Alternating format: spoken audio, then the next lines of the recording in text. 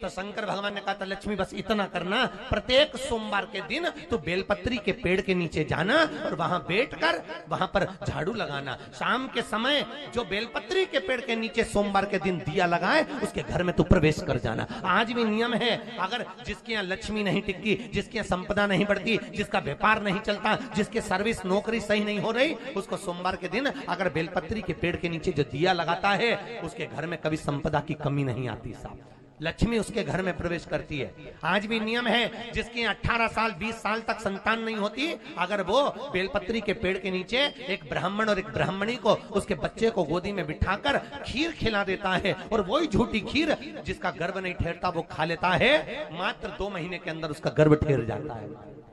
बेलपत्री के पेड़ के नीचे आज भी लक्ष्मी निवास करती है।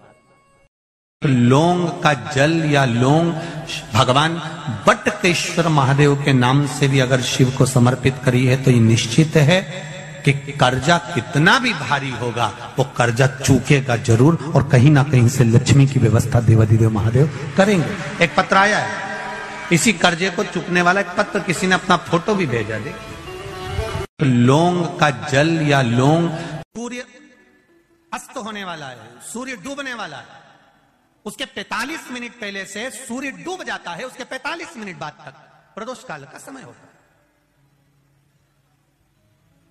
शिव जी के भ्रमण का समय क्या है? यही प्रदोष का। प्रतिदिन मेरे देवाधिदेव महादेव भ्रमण पर निकलते, प्रतिदिन।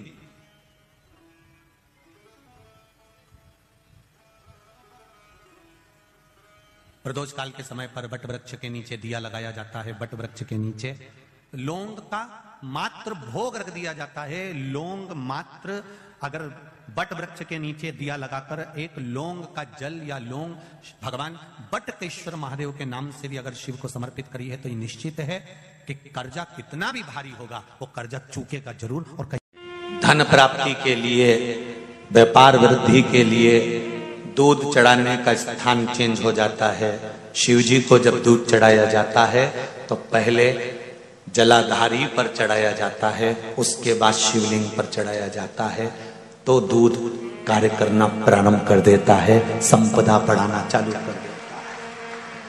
रोग मुक्ति के लिए जब भी दूध चढ़ाया जाता है तो जल और दूध की मात्रा बराबर करी जाती है। जब ब्राह्मण अभिषेक कराने बैठता है तो बाल्टी में जो जल पड़ा होता है उसमें थोड़ा दूध डाल देता है। आप क्या डालते हैं कि नहीं डालते हमें नहीं मालूम। ब्राह्मण जब रुद्री से अभिषेक कराने बैठता है तो बाल्टी में रखे हुए जल में दूध डाल देता है। उससे पूछा कभी आपने कि महाराज जी आपने ये बाल्टी के जल में दूध क्यों डाला गया है? बाल्टी भरी हुई पानी की और उसमें थोड़ा सा तुमने दूध क्यों डाला है? तो ब्राह्मण बताएगा कि दूध और पानी मिलाकर शंकर जी का अभिषेक इसलिए करा जाता है कि जिस गोत्र का व्यक्ति अभिषेक कर रहा है, इस गोत्र के व्यक्ति के यहाँ अगर कोई रोगीला है, कोई बीमार है, कोई कष्ट भोग रहा है तो अभिषेक करते शंकर का चरित्र कहता है, शिव तत्व कहता है।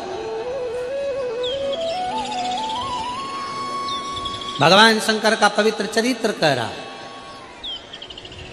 भगवान शंकर का पावन चरित्र वर्णन करता है। मान लो कोई व्यापार, कोई दुकान, कोई फैक्ट्री आपकी ठीक नहीं चल रही है, आप ठेला लगा रहे हो, सब्जी की दुकान लगा रहे हो, कोई दुकान खोल कर बैठे हो, कोई फैक्ट्री लगा कर बैठे हो, कोई व्यापार कर रहे हो और उस व्यापार में तुम्हें आनंद नहीं आ रहा, बहुत तकलीफ चल रही है, बहुत तकलीफ, सब कुछ करके देख लिया पर वो तकलीफ मिटी नहीं रही। तो थोड़े दिन, थोड़े समय किसी भी शंकर के मंदिर में बटकेश्वर महादेव के नाम से एक बेलपत्र चढ़ाने का तरीका जरा समझ लेंगे। आप अगर जिस दिशा में खड़े हो, अगर आप शंकर के शिवलिंग के इधर हो तो बेलपत्री का डंडी का मुख आपकी ओर होना चाहिए। आप इधर हो तो डंडी का मुख उधर हो, आप उधर हो तो डंडी का मुख उधर हो, आप इधर हैं तो डंडी का मुख इधर हो। बटकेश्वर महादेव के नाम से शंकर जी के मंदिर में एक बेलपत्री पर डंडी का मुख अपनी ओर होना चाहिए। जो डंडी है इसका मुख अपनी ओर। बटकेश्वर महादेव के नाम से एक बेलपत्र शंकर भगवान को समर्पित करो, बटकेश्वर महादेव के नाम से और बेलपत्र चढ़ाने के बाद में जो तुम्हारे कलश में जो जल है, लोटे में जो जल है, वो 7 बार,